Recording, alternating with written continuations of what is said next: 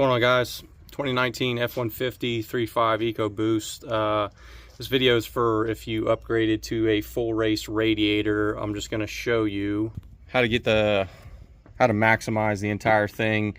On the Gen 1s, they had an auxiliary transmission cooler mounted on the front here that you tied into this side of the radiator to provide that extra cooling for the transmission.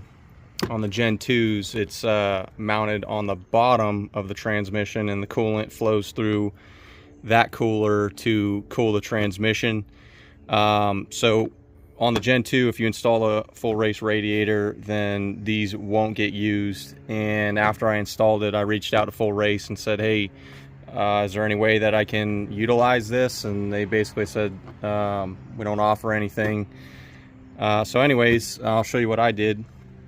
I routed some heater hose from this side and tied it into this auxiliary pump, and this auxiliary pump feeds your radiator for heating, your heating radiator inside. That's what those two lines are. One line connects to this radiator hose right here, the hot side, and it tees off, goes into the cab, comes out of the cab and goes into that pump, and then that pump just shoots it back into the thermostat housing right here, and then that just gets routed up here to get cooled. So what I did is I just tied into the out on this pump.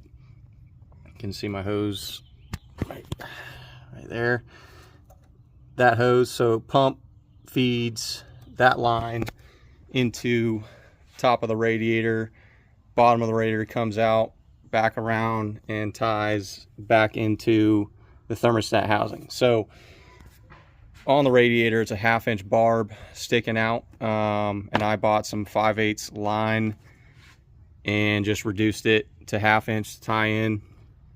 And I'll just say that I don't know if you want to get a 3/4 fitting and then use a piece of the OEM hose, but I was able to get the 5/8 hose on the pump. It was tight, but I was able to get it on, and I was just not able to get the 5/8 hose onto the thermostat housing, so I guess it's slightly larger. So I just reused the factory hose and then tied the factory hose into my fitting, and then that 5/8 line runs into the radiator. So just wanted to show you guys what I did. If you want, you don't have to do this.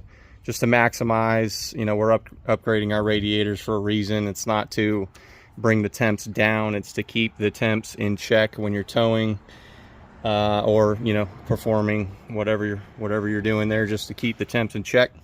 And this radiator does a great job at that. So if you wanted to, I'll show a picture just what it looks like. You're going to have to remove the grill so you can get to the barbs and route your hoses. Just make sure nothing is kinked.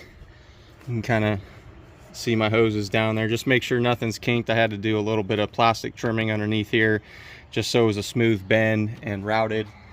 Everything seems to be working as it should. So just wanted to show you guys what I did. And again, you don't have to do this. Everything was working fine. But if you're doing a lot of towing or racing, it would be, you know, probably in your best interest to just maximize the full radiator there. Anyways, if you guys got any questions, let me know. Pretty straightforward install. Just remove, you know, whatever you can kind of out of your way to access that. Make sure the truck's cool so you don't burn yourself on hot coolant. And that's that. If you guys got any questions, let me know. Thanks.